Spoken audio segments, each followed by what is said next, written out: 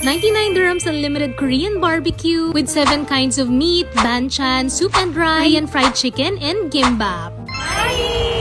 Dito pala yan sa Love Mukbang, malapit lang sa Trade Center Metro Station. Sa mga fan ng Korean culture or Korean foodie, ito na. Pwede ka pa magsuot ng hanbok at mag-feeling nasa Korea.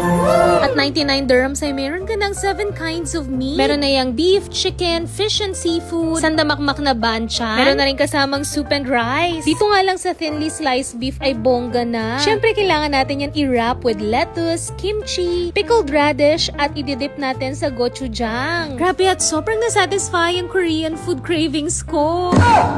At syempre, meron din yan kasamang gimbap. I just like everything with kimchi. Talaga namang sumasarap ng husto. At hindi mawawala yung kanilang Korean fried chicken na may iba't ibang flavors. Pero para sa akin, pinaka-the best na combo yung rice, beef, kimchi, tas may konting gochujang. Ay, naku, heaven! But if you want to be a little bit extra, meron din silang mga galbi, wagyu, ribeye, at tenderloin. Grabe naman sa quality ng meat ko. Ito talaga yung mga pagkain babalik-balikan ko at magkikrave ako paulit-ulit. This is really a must try. That's about it for now. Bye!